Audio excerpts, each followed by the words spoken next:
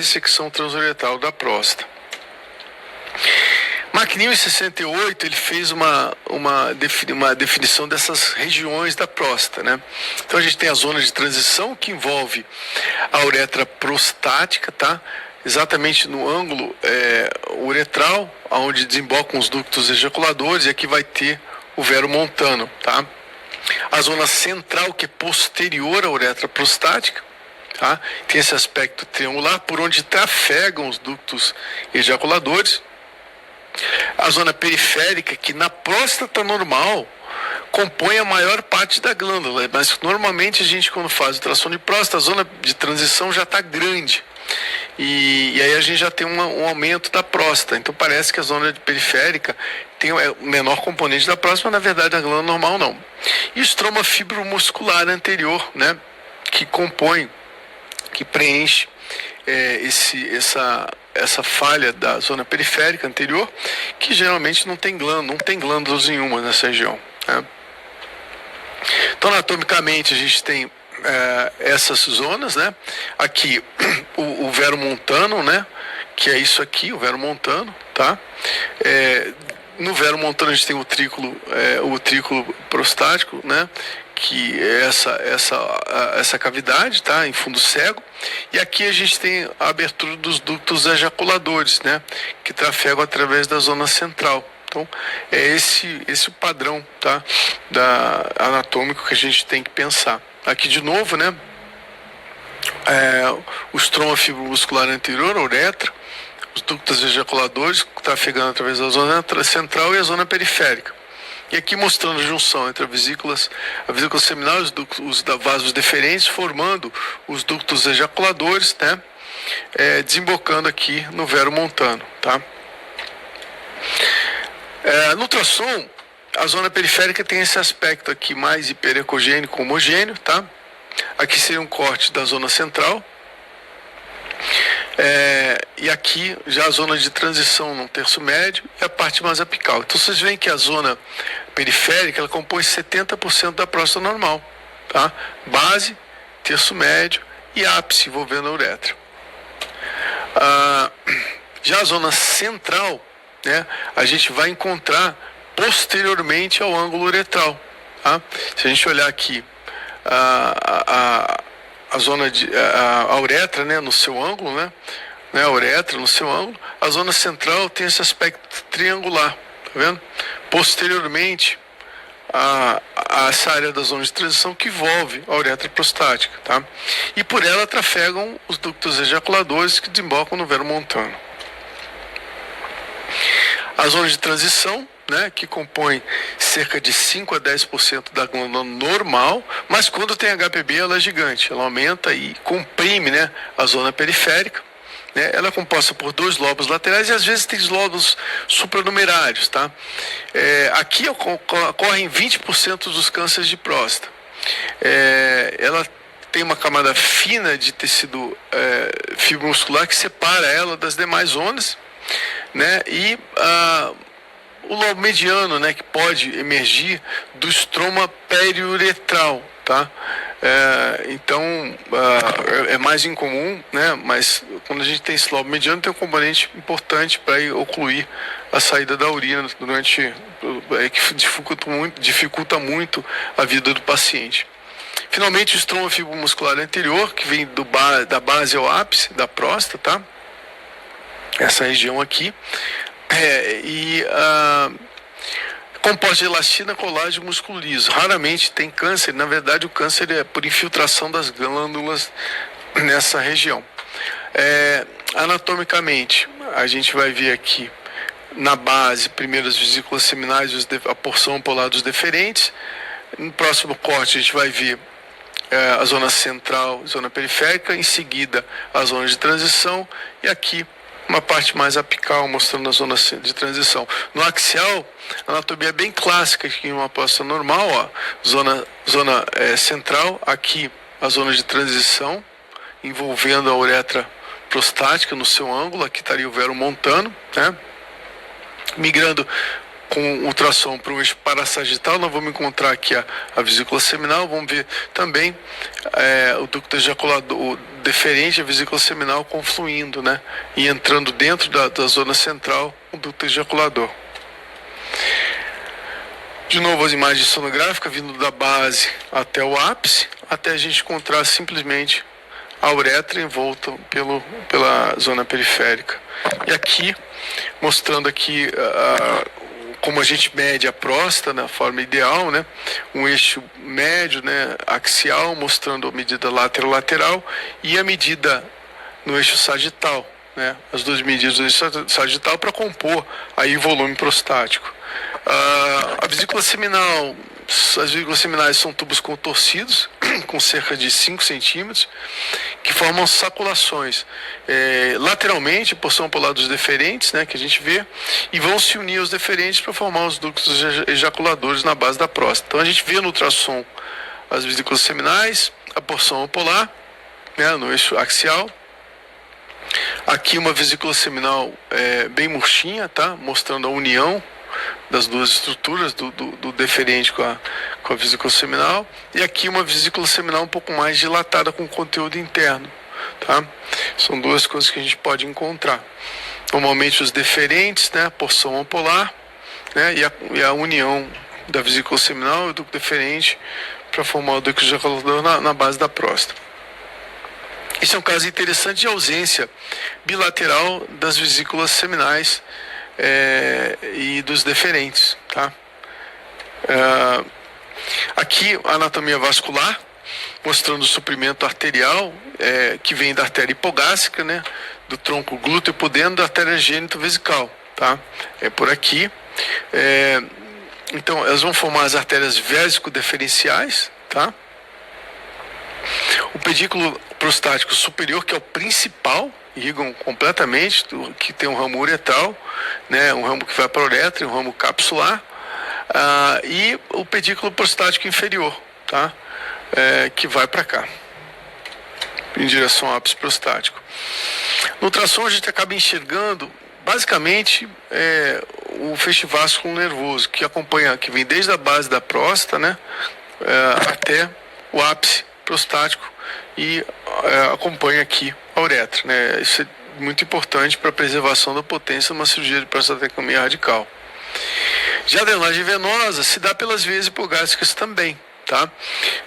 A gente tem uma veia dorsal profunda do pênis, que é essa aqui, né?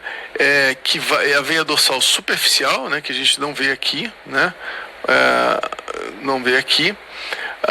E o plexo venoso lateral. Tudo isso treina, né, para as veias hipogástricas, né, de cada lado, que vão drenar não só a bexiga, né, nessa topografia, mas a próstata e o pênis.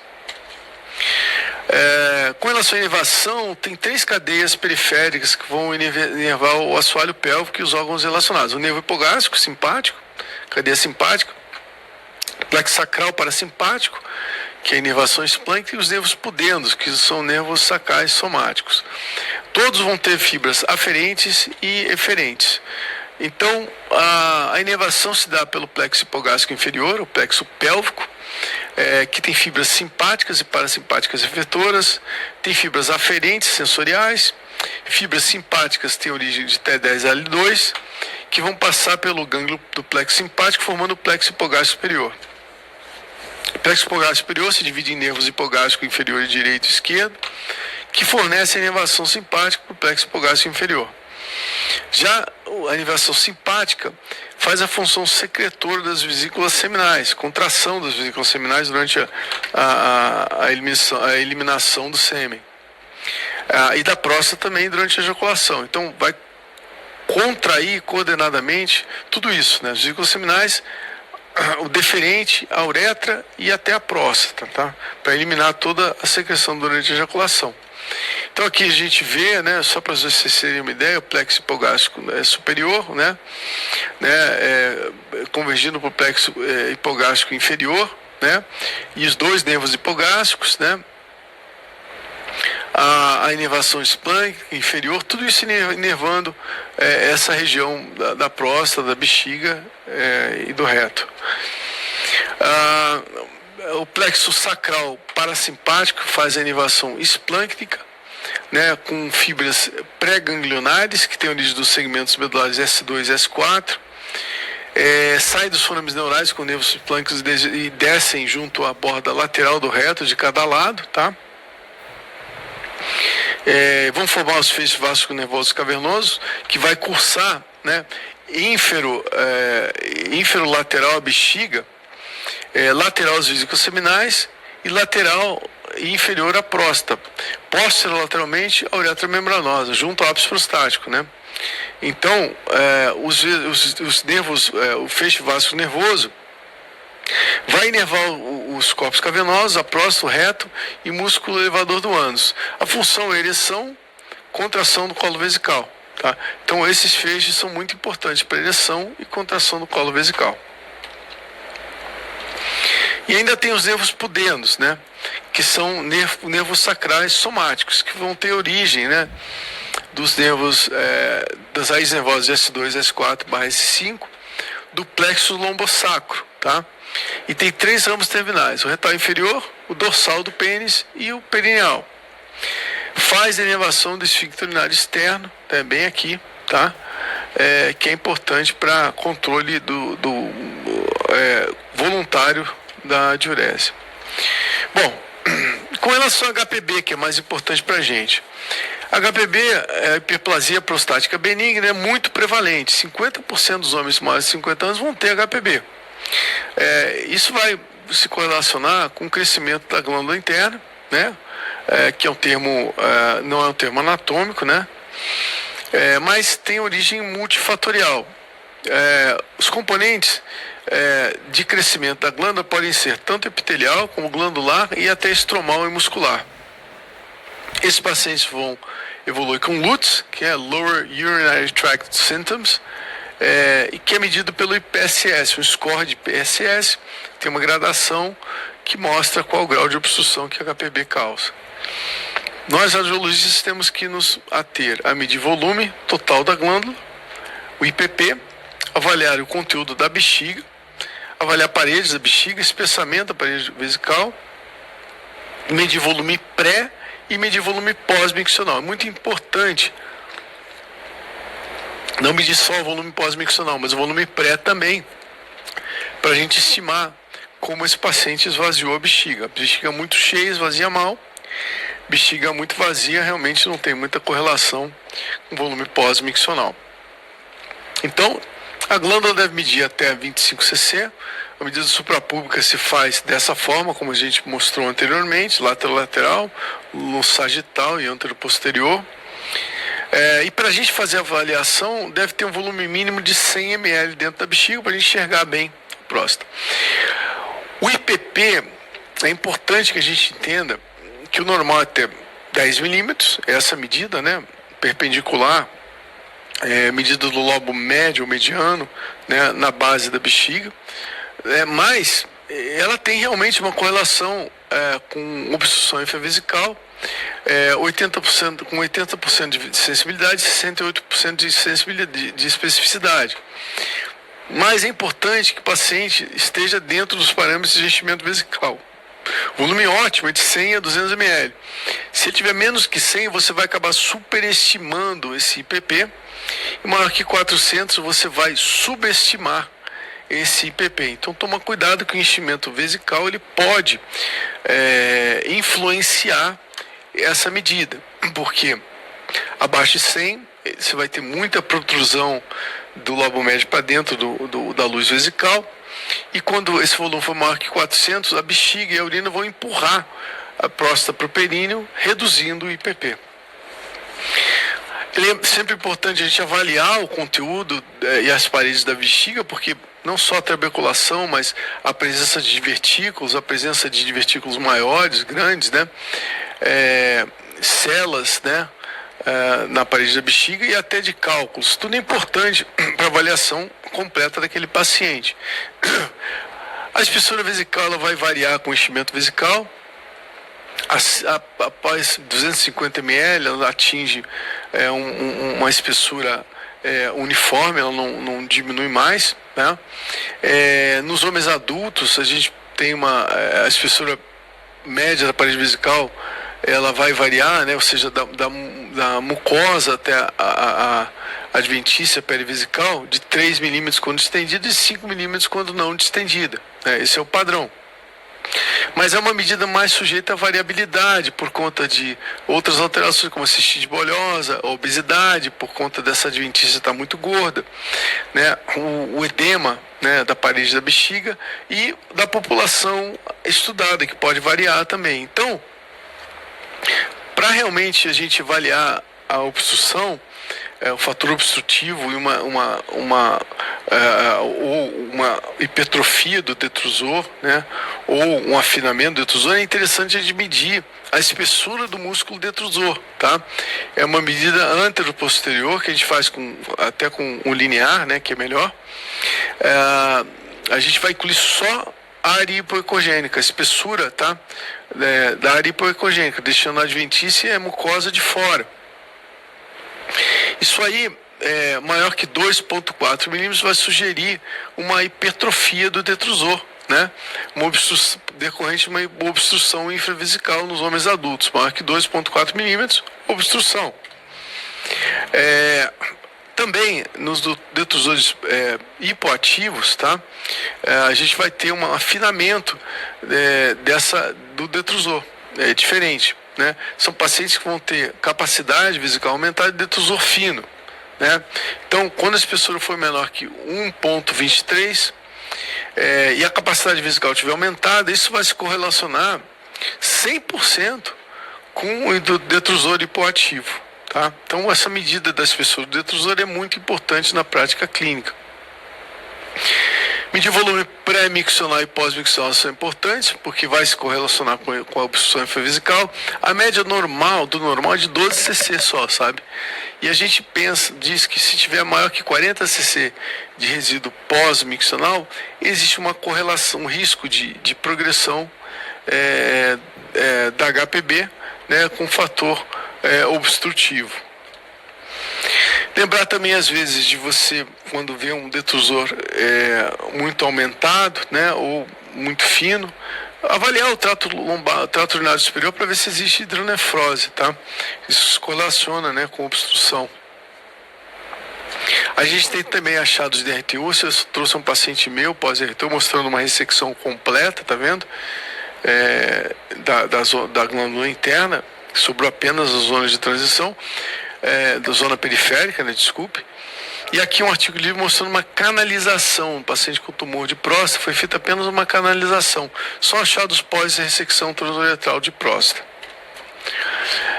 Aqui a gente pode falar também das córporas amiláceas, né, que são depósitos proteicos na cápsula, na junção, né, entre a zona periférica e a zona de transição. São alterações de alta impedância, que causam sombra acústica e podem até calcificar, tá? Fazendo artefato de reverberação ou Doppler, tá? Isso é muito comum, né, da gente encontrar na prática clínica, e a gente não deve confundir isso com calcificações distróficas, né? Pacientes que têm antecedentes de infecção e prostatite podem ter essas calcificações. Quando pequenos não vão fazer sombra acústica, mas quando muito calcificadas, você vê essa calcificação aqui, podem fazer sombra acústica, tá? É uma sombra acústica anteriormente, né, a essa calcificação. Isso aqui que é uma coisa que a gente pode encontrar também na prática clínica, que são sementes de bracterapia, né, que podem fazer. Paciente que fez bracterapia com várias sementes radioativas implantadas no tecido prostático, fazendo sombras acústicas. Os cistos prostáticos e pré-prostáticos são um tema também muito importante, muito cobrado, tá? No terceiro mês fetal, a gente tem o seio urogenital do endoderma, que vai desenvolver bexiga, próstata e uretra. Então, os embriões vão desenvolver dois pares de ductos genitais. O ductus de Wolff, tá? Né? Mesonéficos, que são esses aqui, os azuis, tá? E os ductos de Miller, paramesonéficos. O que vai acontecer? A gente tem a união, né, a fusão no homem desses ductos paramesonéficos, né, que quando involuem, né, não vão formar útero, tá? E aí a gente vai ter resquício disso, né, com o trículo prostático aqui, tá? Então, olha que interessante. Quando há falha dessas fusões, né, e das involuções, a gente vai ter formação de cistos prostáticos e periprostáticos, tá? Então, o primeiro deles, o cisto de linha média, a gente vai falar de cistos de utrículo e de ducto mileriano, tá? São cistos de linha média. Eles vão ocorrer na linha média da próstata, atrás da metade superior da uretra, proximalmente, tá, ao vero montano. Pode ocorrer obstrução hematura e dor pélvica, tá? E pode infectar, obstruir ductos ejaculadores e conter até carcinoma. Então, primeiro cisto de linha média, o cisto de utrículo, ele vai ocorrer em 1 a 5% de homens. Aqui é o utrículo prostático, né, no interior do vero montano, né, e ele é análogo à vagina no homem, sabe? Seria a vagina no homem. Ele vai, quando há dilatação do utrículo, né, por involução incompleta, né, isso vai se comunicar com a uretra prostática, né, e geralmente são pequenos, 5 a 10 milímetros, e não vão além da base prostática, tá? Então são cistos de linha média, né, que chegam até a base, mas geralmente não ultrapassam a base prostática. São cistos que podem conter espermatozoide não aspirado, né? E tem associação com o hipospádia, agenesia renal e criptorquidismo, tá? Então esse aqui é um cisto de utrículo prostático, cisto de linha média. Esses cistos de utrículo prostático podem às vezes calcificar, tá? E ter um aspecto desse jeito, né? Bem hiperecogênicos, calcificados, bem na linha média. Mas são diferentes dos cistos de ducto de Miller, que também são cistos de linha média. Também vão ocorrer proximalmente ao vero montano, tá? Acometem 1% dos homens entre 20 e 40 anos, mas decorrente dessa dilatação incompleta do ducto paramesonéfico, né, o milleriano, tem esse formato de lágrima estendendo-se além da base da próstata, tá? O importante é que eles não se comunicam com a uretra prostática, tá? Eles são maiores que o cisto de utrículo e podem vir desde o vero montano até a base prostática, até depois da base prostática. Podem estar discretamente parassagitais, né? Fora da linha média, muito comum isso. Podem conter cálculos, mas a diferença do cisto de utrículo, eles não vão conter espermatozoides não aspirados, tá? Tem uma associação importante com a agenesia renal. Então esse aqui é um cisto de utrículo complicado, né? Vocês veem que pode não só calcificar, como formar nível, tá? Nível hidroaéreo, né? E são pacientes que frequentemente podem também estar associados à hemospermia. Os cistos podem ser paramedianos, então, por exemplo, um cisto de ducto ejaculador, né, que vai desembocar também no vero montano, tá? São formações císticas raras, né, congênitos ou adquiridos por obstrução, né, e pode causar dilatação secundária das vesículas seminais. Eles ocorrem no trajeto dos ductos ejaculadores, tá? Posterior à zona, à uretra prostática, né? Trafegam através da zona central, né? Lembra que a gente falou da anatomia? Podem conter espermatozoides e frutose no aspirado, porque a frutose que vem da vesícula seminal, pela fusão deferente com a vesícula seminal, tá?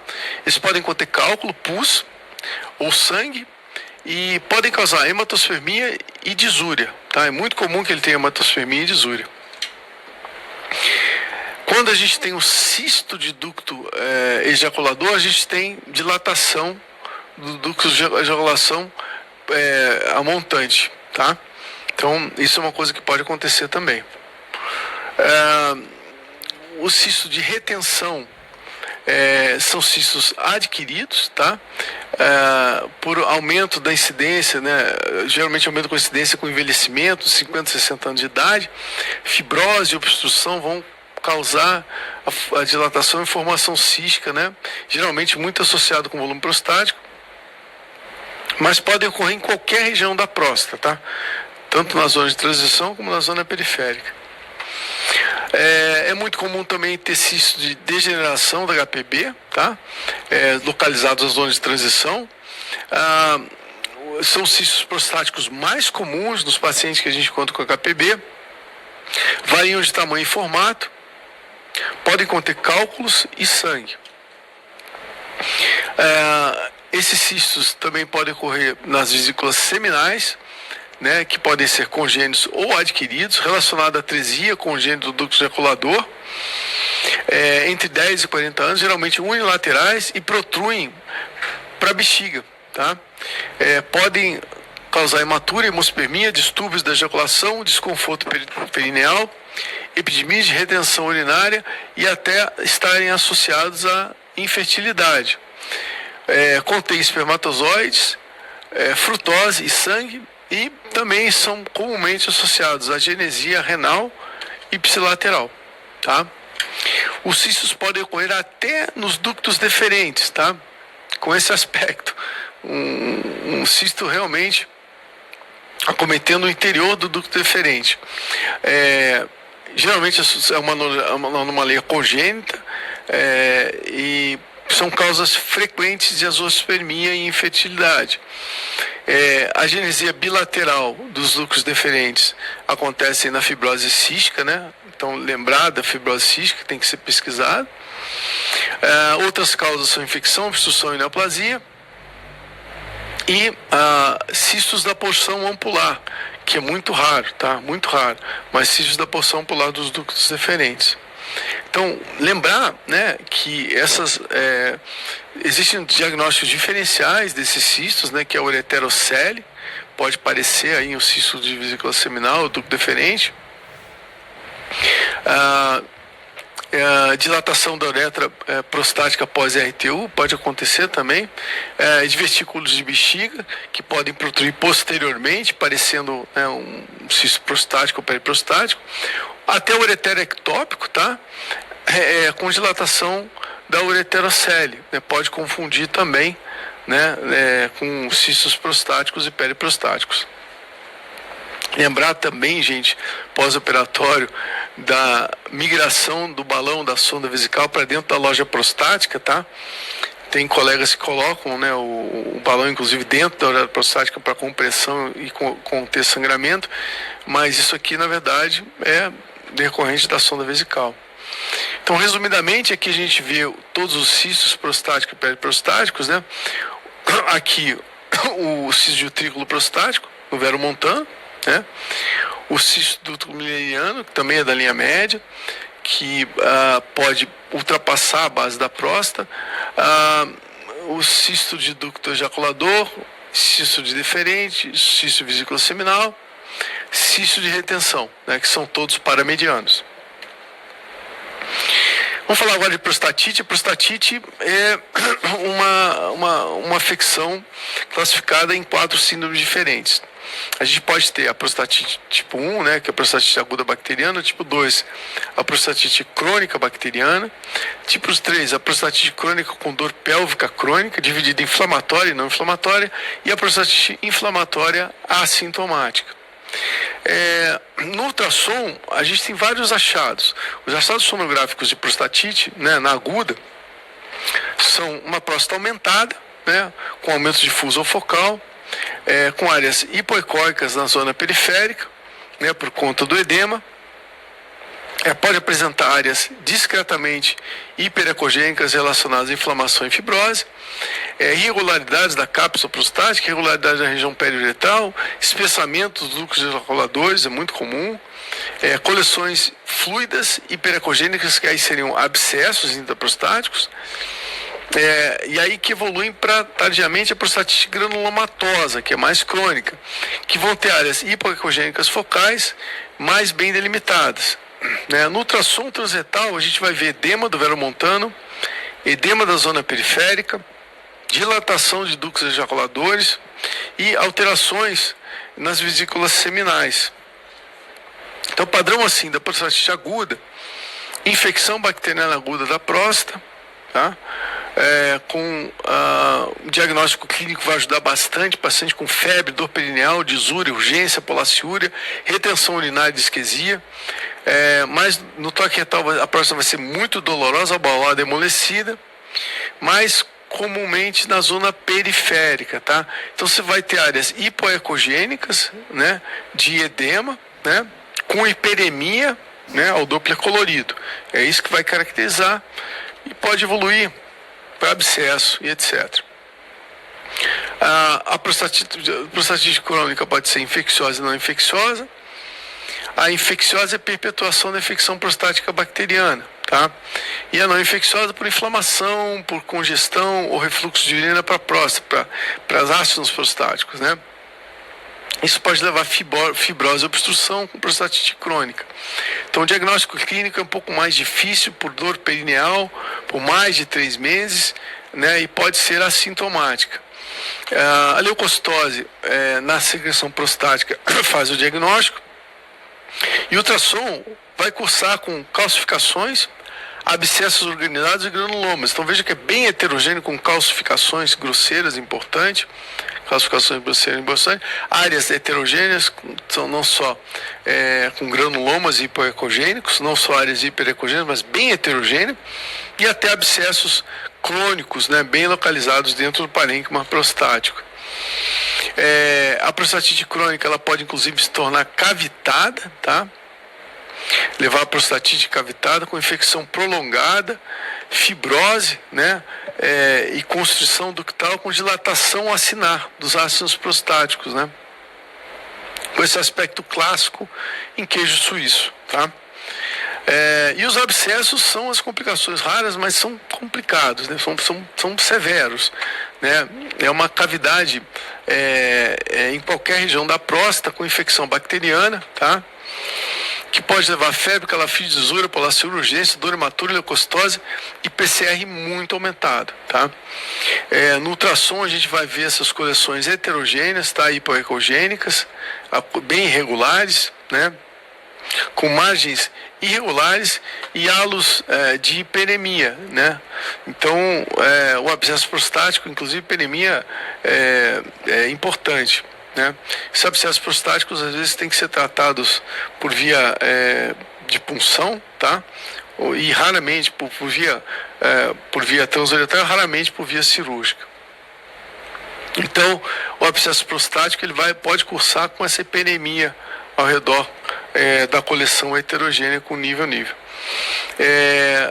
A gente tem a análise de punção, né, a opção de punção transretal, que vai resolver cerca de 80% dos casos, né, 20%, apesar de punções seriadas, né, 1 ou 2 punções,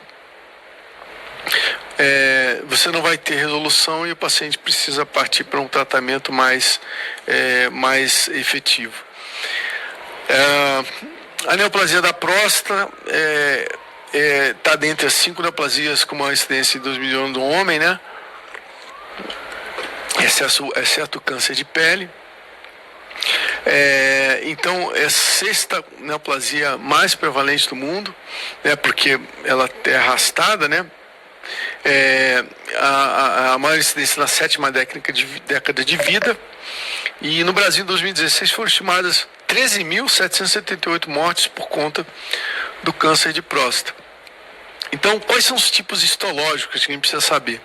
O adenocarcinoma de próstata, que pode ser ductal acinar, de pequenas células, que é o tipo neuroendócrino, né? A neoplasia de próstata cursa com PSA baixo. A carcinoma de células escamosas, o carcinoma de células transicionais, que é uma infiltração na próstata do câncer do urotélio, o sarcoma e o carcinoide.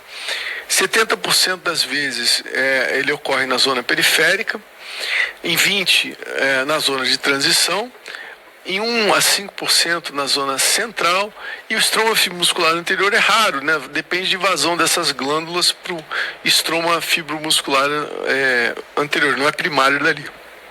No ultrassom, câncer de próstata, predominantemente, ele é hipoecogênico, mas 40% das vezes ele é isoecogênico, podendo também ser hiperecogênico raramente. Então aqui uma neoplasia de próstata mostrando a área hipoecogênica, tá? A área hipoecogênica na próstata, mas é interessante lembrar que nem sempre ela tem um aspecto circunscrito nodular, tá? Geralmente é bem heterogênea, a maioria das vezes é bem heterogênea e hipoecogênico e se estende de forma linear. Então, procurar um nódulo na próstata para definir câncer de próstata não é muito comum, tá? Aqui de novo, uma neoplasia prostática maior aqui se estendendo para o outro lado da próstata, e aqui uma neoplasia na parte mais anterior da próstata, tá? Cometendo a zona de transição. Aqui mostrando o nódulo prostático e a biópsia, tá? Mais aqui uma neoplasia hipoecogênica no corno anterior da zona de transição com hipervascularização. Aqui um nódulo hipoecogênico com hipervascularização, mas aqui de novo uma área isoecogênica, apenas hipervascular, que confirmou se tratar de neoplasia prostática. Aqui um nódulo se estendendo além da cápsula prostática, com calcificações grosseiras, né, hipervascular, tá? E aqui uma neoplasia de linha média, olha só, uma região bem incomum. A espectroscopia também pode ser, a elastografia também pode ser utilizada para localização do câncer de próstata, mas é um pouco controverso, né, irregular. Os artigos são bem conflitantes, mas as microbolhas, né, com alta resolução também podem definir áreas de hipervascularização, né, de hiperfluxo no Doppler, mas veja que pós-Raifo essa área desapareceu. Tá?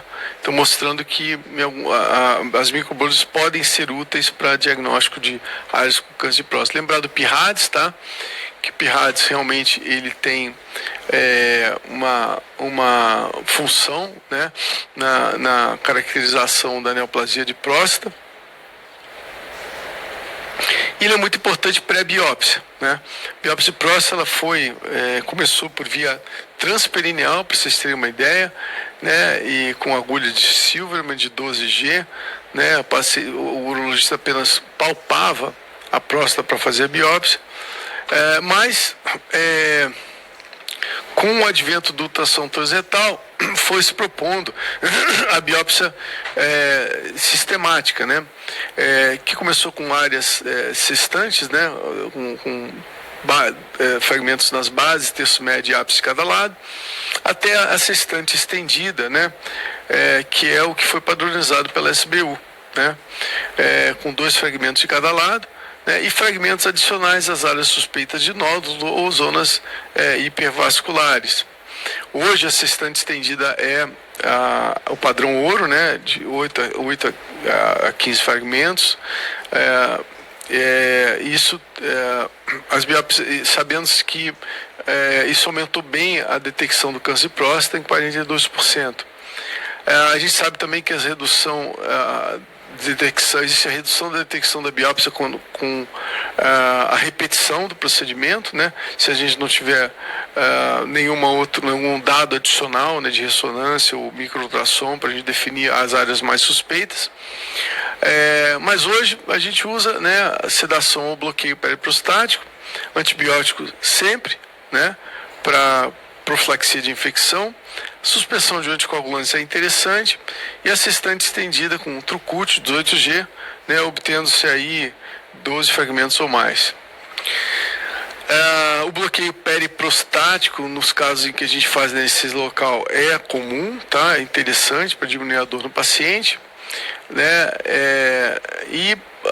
Com relação à profilaxia, a gente sabe que hoje é muito interessante fazer profilaxia. A gente tem a necessidade de profilaxia para reduzir a bacteriemia e as infecções, inclusive a sepse, né?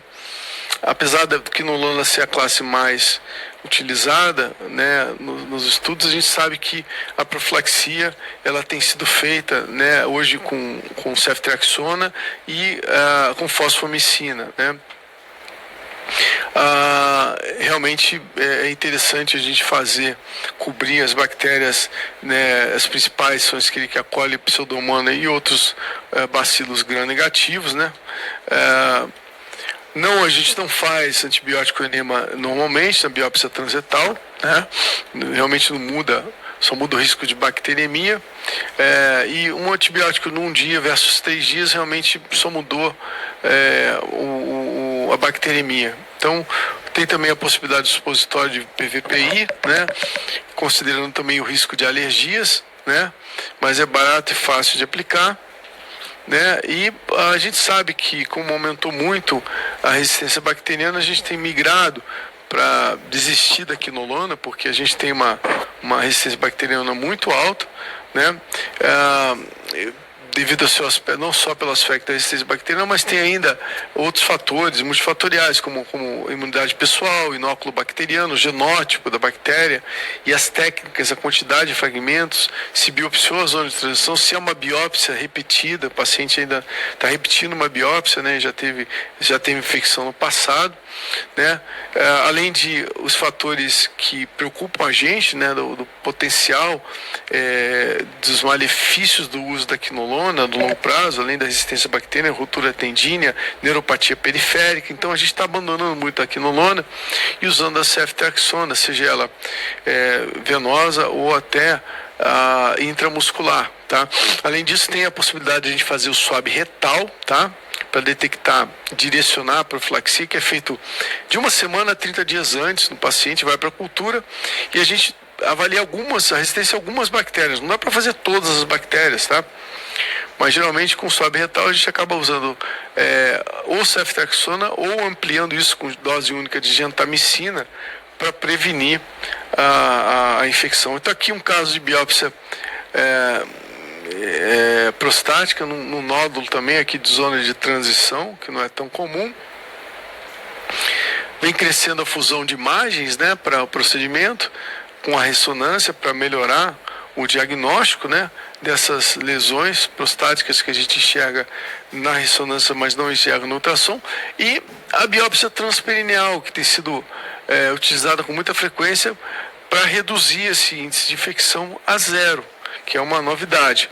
Tem o estudo Translate, que é o mais novo, né, agora falando sobre a superioridade de diagnóstico em neoplasias significativas, tá, para a técnica transperineal. Então provavelmente vai haver uma migração da biópsia transretal para transperineal no futuro, tá, à medida que os centros diagnósticos se convencerem, né, que é melhor fazer a biópsia por via transperineal para evitar a infecção e aumentar o diagnóstico, né.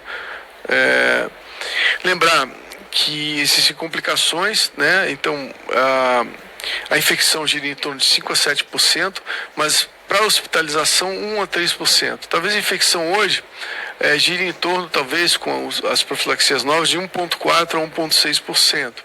A hematúria é muito comum, 50% dos pacientes vão ter hematúria, mas que precisam de intervenção menos que 1%. Tá? A maioria é hematúria autolimitada, que não vai causar maiores problemas. O sangramento retal em 30%, que precisa de intervenção 2,5%. A hematospermia é muito comum, tá? E é interessante que a prolongada em cerca de 4 semanas é muito comum. Então é importante conversar com os pacientes sobre essa prevalência da hematospermia. Sintomas do trato urinário inferior são transitórios, de 6 a 25%, retenção urinária 0 a 2,5%, especialmente os pacientes que fazem biópsia da zona de transição. E eu já vi pacientes com disfunção erétil, né? Menos de 1%, é autolimitada, passa rápido, mas pode acontecer nos pacientes, tá? Os fatores de risco, né, para biópsia são pacientes que têm um Charlson maior que 1, diabetes, imunossuprimidos, que usam esteroides, quimioterapia, HIV, que tem história urológica, né, com ITU ou prostatite no passado, pacientes que tiveram infecção prostática após biópsia no passado também. À medida que o paciente faz biópsias cumulativas, né, o risco aumenta. Pacientes que usaram antibióticos nos últimos 6 meses têm risco de colonização bacteriana, então resistência a antibiótico. Viagens internacionais